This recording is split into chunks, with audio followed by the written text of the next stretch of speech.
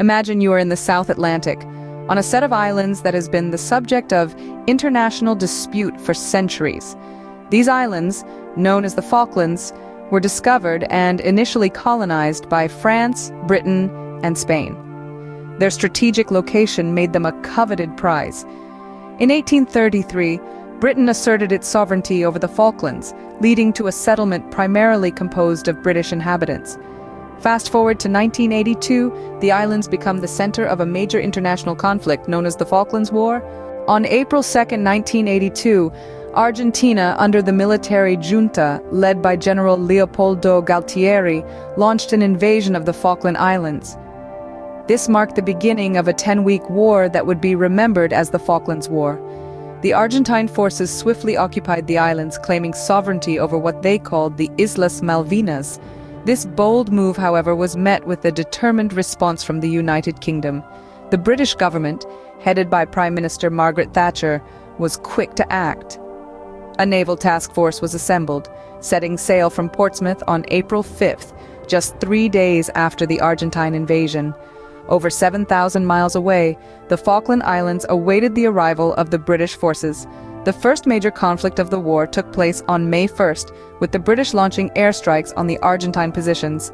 The Battle of Goose Green followed on May 27th and 28th, where British paratroopers faced a larger Argentine force. After a fierce fight, the British emerged victorious, capturing over 1,000 Argentine prisoners. The Battle of Mount Tumbledown, one of the last and most significant battles of the war, took place on June 13th. British forces fought their way up the rocky slopes under heavy fire and, by dawn, had secured the high ground overlooking Stanley, the island's capital. On June 14, 1982, faced with the loss of Mount Tumbledown and the encirclement of Stanley, the Argentine forces surrendered. The commander of the Argentine garrison in Stanley, Brigadier General Mario Menendez, surrendered to Major General Jeremy Moore of the British forces. This marked the end of the Falklands War. The cost was high, over 900 lives lost, numerous injuries, and significant damage to the infrastructure of the islands. But the outcome was clear. The Falklands were once again under British control.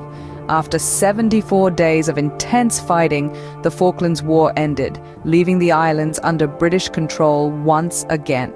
The Falklands War, a conflict lasting just over 2 months, had far-reaching implications. Remember, we delved into the historical context of the Falkland Islands, a landmass caught in the crossfire of international ambitions.